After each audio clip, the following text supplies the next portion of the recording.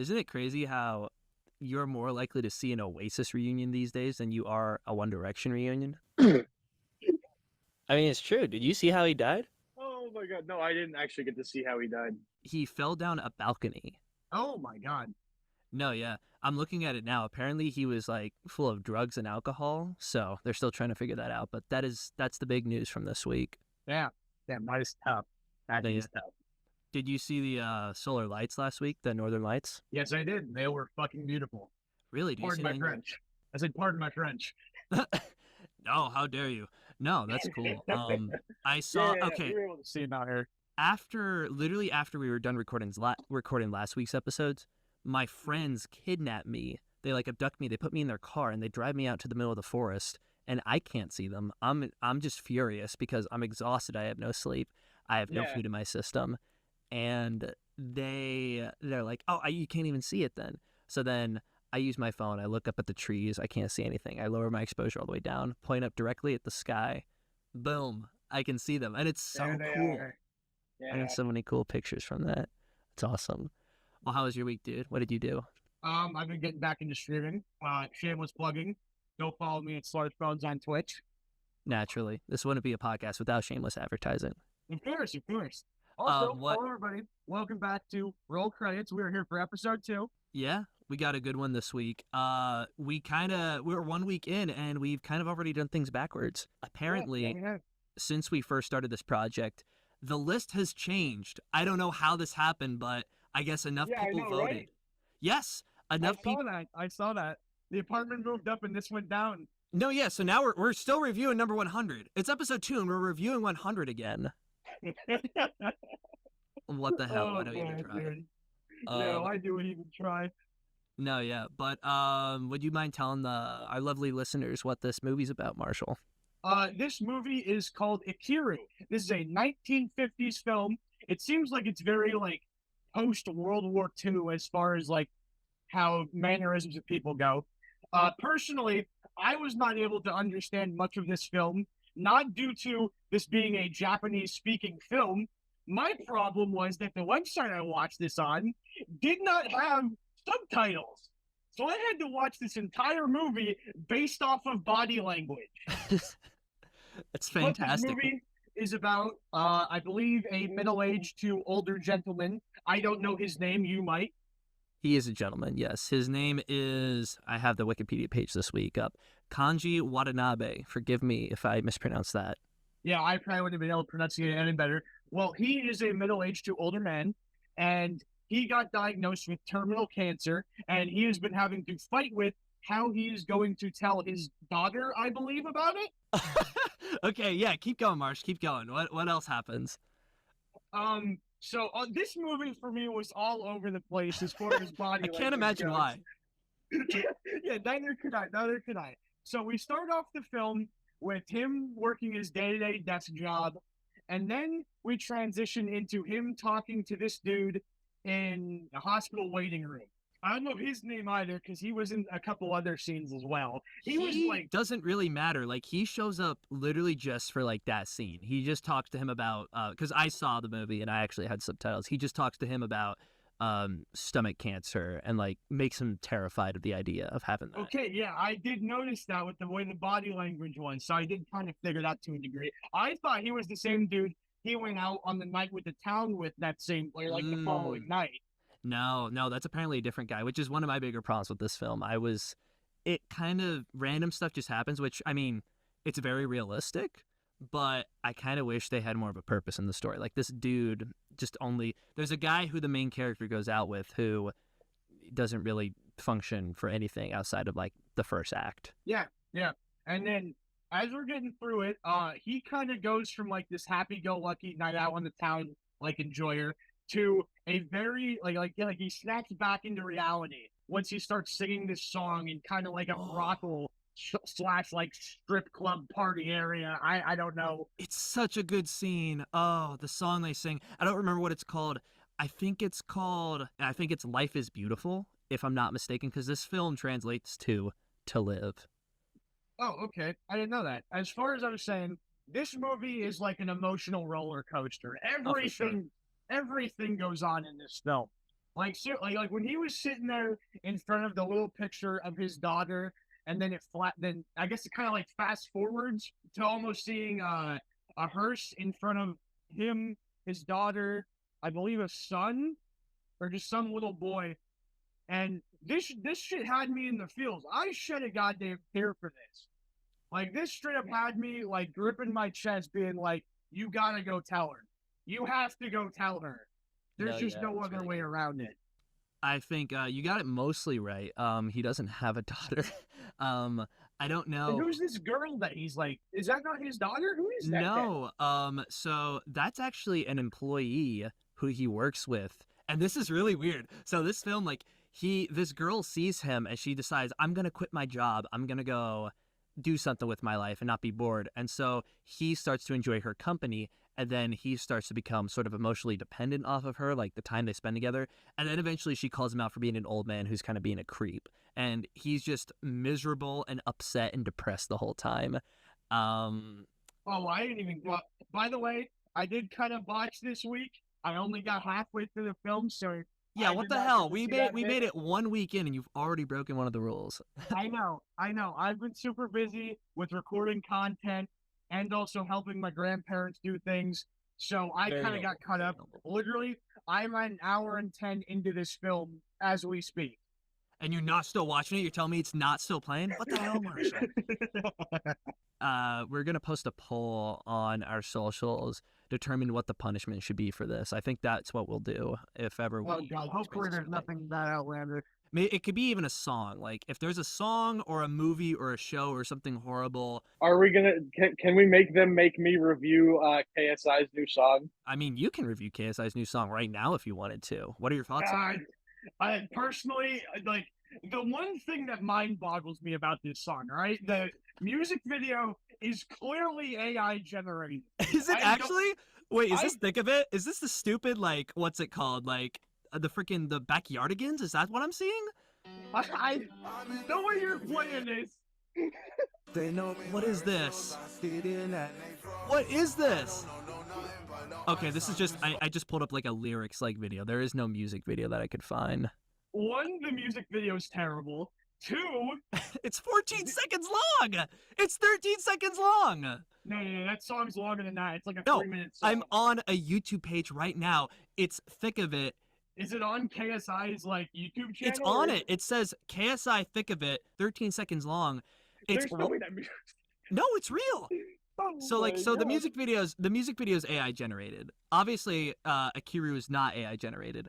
You want to know something nuts, Lucas? Yeah, what's up? I don't know if you saw this in the group chat that I sent when I originally undawned this information. Undawned is crazy.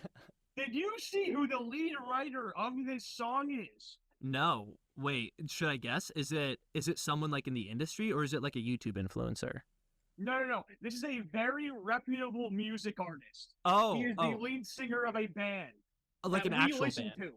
An actual band. It's not Anthony. Oh, wait, is it Anthony Kiedis, like the Chili Peppers? It is Anthony Kiedis. He's What? the lead writer on this song. He was the lead writer on this song? There's no way. Yes. There's no way. What could he have added to it? I don't see the words California. What does this say? I'm in the thick of it. Everybody knows. They know me where it snows. I skied in and they froze. By the way, I'm not trying to be KSI. I'm just doing a robotic voice. This is actually what I sound like when I have conversations with people, strangers out in the street. This is how I talk. How are you doing?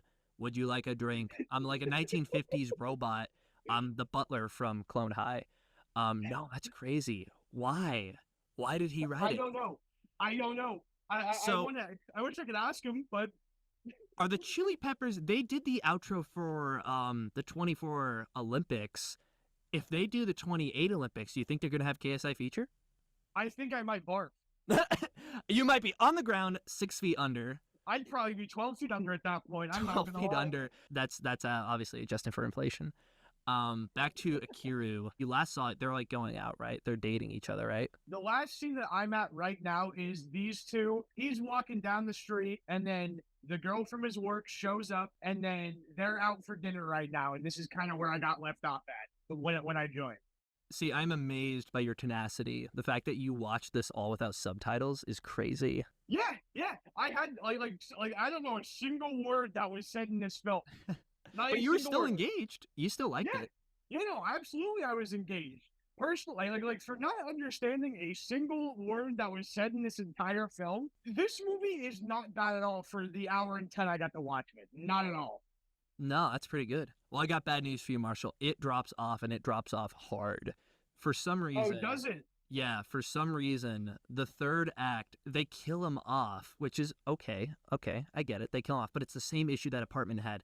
They kill him off, and then the movie should have wrapped like 10 minutes later, like, some reflection during his funeral where they're celebrating his accomplishments or they're coming to terms with what just happened because what he Yeah, does he's is. mourning the loss, all that kind of Yeah, nonsense. because he decides, and this is crazy, this is part of the log line, he decides he's going to build this playground. He's going to make a difference because he works at City Hall, and the government is so corrupt. The bureau is so slow. They keep redirecting people to different desks.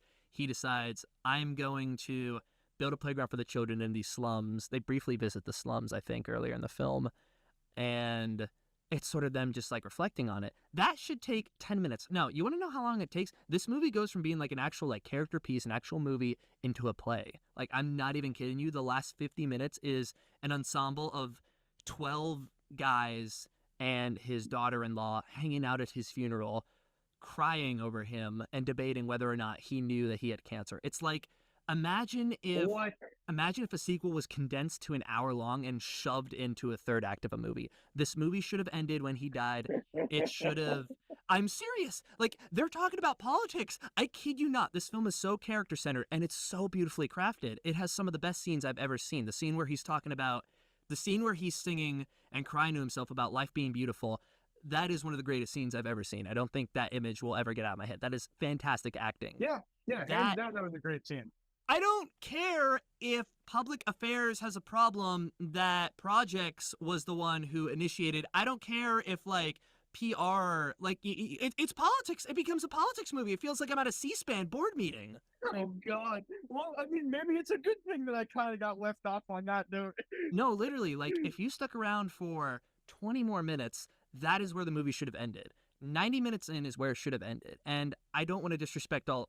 whenever I, like, criticize these films, I'm not criticizing the people who made it. I'm not criticizing the crew because I know it takes a village. But in terms of my own writer... Our own opinion. Yeah. We're allowed to have our own opinions. As a writer, I work at Starbucks.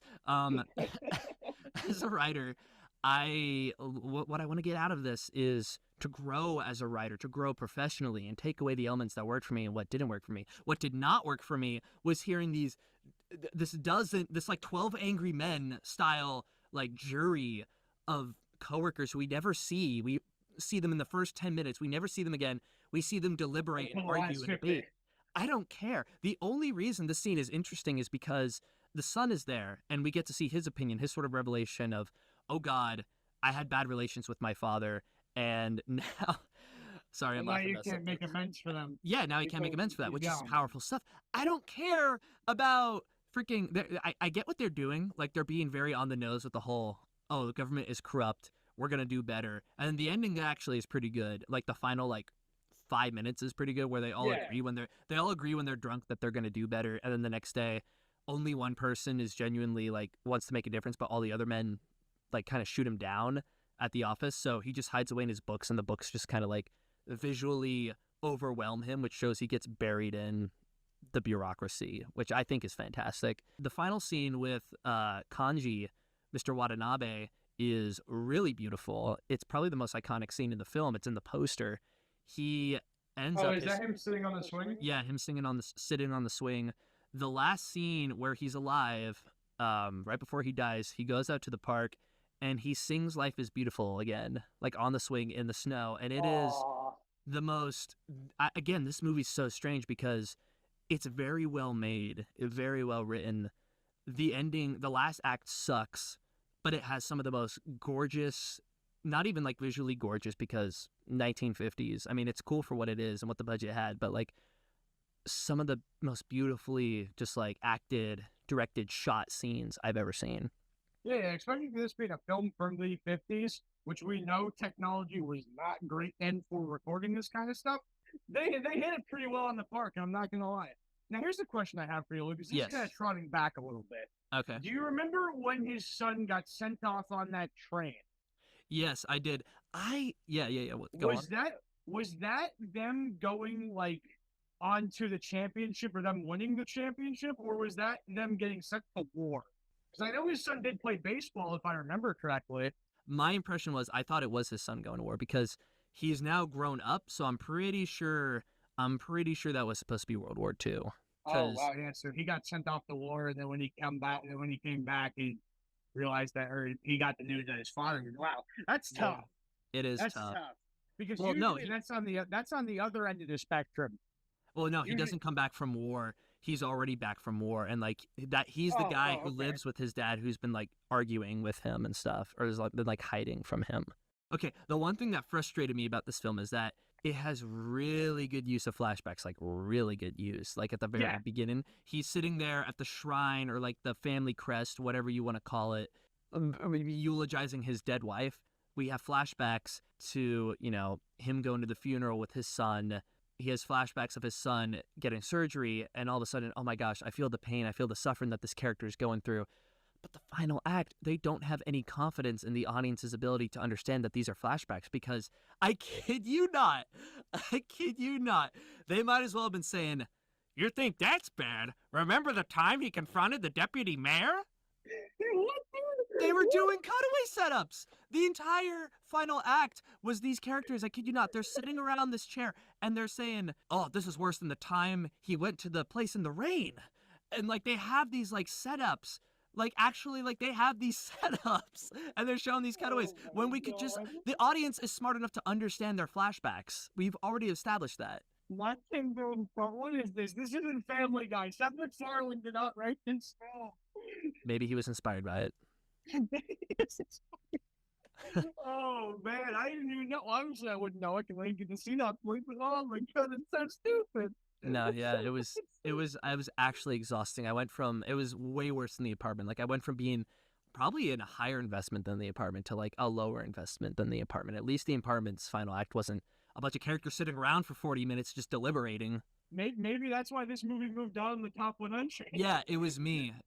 I did that. I actually brought it down. I was the final vote. I was John McCain. I saved Obamacare. Okay. What do you, I guess based off what you've seen, what do you rate it? What do you give it? Considering I only got to see an hour and 10 minutes in the film was still very interesting to me. Very, like, I shouldn't use the word eye-gawking, but lack of a better word, I'm going to use that. What does that even mean? Whose eyes are gawking? And how do you gawk? What does that even mean? My I can't. My eyes are different. My eyes are built different. I can't think of the word for it, but like, I don't know, it was just like very like visually pleasing. There you go. There's a better description. Eye candy, yeah. And personally, considering I didn't get to see this god awful third act that you're telling me about, maybe I'll go watch it afterwards. Oh so we can god. bring this up next week. Personally, I would probably rate this film for the time being. I would give this a 3.5. I believe I also gave The Apartment the same rating, so that's not exactly the greatest, but no, that's not bad. Is it better than The Apartment? Oh, I guess I'll go. Yeah. Let's see what you rated this film. Oh, okay. Before the third act, I was ready to give this film a 4.5 out of 5 because the first two acts, the first two acts are so good, and I love stories like these. It's strange. It's a lot. You saw what they were doing with the hat. They had he had his own Heisenberg hat. It was kind of like Breaking Bad meets A Christmas Carol. That's the best way I could describe this to anyone who wants to check it out. That's really the arc. Jesse, we have to visit the ghost of the Christmas present, Jesse. Yo, Mr. White, I'm in the past, yo. Yo, Mr. White, it's 1932, yo. Yo, how we gonna save Tiny Tim, bitch? That third act was so awful, so dreadful that it lowers it down to 2.5 out of 5. I give it 2.5 stars. It that bad? It takes a whole 2 stars. I know. Oh my god! Because I mean, you could make the argument that it's a 6 out of 10, but I know that's insulting to like all the story that was built up on the first 2 acts. The third act doesn't really ruin the story in the first 2 acts, but as a collective experience, I don't want to watch this ever again. I don't want to sit through the whole thing. If I'm watching this, I'm watching it up to the second act. And that shouldn't happen. You shouldn't have to watch a movie and then cut it off because you don't want to see a super long epilogue. Yeah, no, I completely agree with that. I can see now that you're explaining it a little bit more on why you would give it that, because that's kind of pointless then to only watch 2 acts of a film and not watch the entire thing. Yeah. So should it be higher? Probably. But my own gut feeling, especially because this is the top 100 movies of all time. No, yeah, this is only getting 2.5 out of 5. So as far as where this goes on the list, then this would be number 2 right now, correct? This would be number 2 for me. What do you think? Yeah, I completely agree. Like, I mean, personally, the first 2 acts were better in this movie than I think The Apartment. Absolutely. Absolutely. It's higher highs and lower lows. It's very strange. As me taking your word for this third act being that atrocious, I'm fine with putting it at number 2. All right. Any more thoughts, Marsh? Any more thoughts? Quote of the day. Quote of the day? What was a quote we always used to hear in high school over the intercom? What was that? There was our principal used to say at the end of every announcement, he used to say, "Stay classy." But then the pandemic happened and he stopped saying that. So something tells me we stopped being classy. Wow, I didn't even know that. Yeah. But as far as I believe, what are we reviewing next week? If you don't mind me asking. Oh, that's actually a good point. We are reviewing Singing in the Rain, a classic. My mom's seen this 20 I've heard. Yeah, I've heard that's a very good film as far as like at least what I've heard. But that's really all I can go off of at the moment. I'm not a big musical person, which is ironic because I used to act. I don't like watching musicals, but I'm excited for this one. Okay, that wraps up this week's episode. Thank you so much for joining us. Be on the lookout for next week's episode.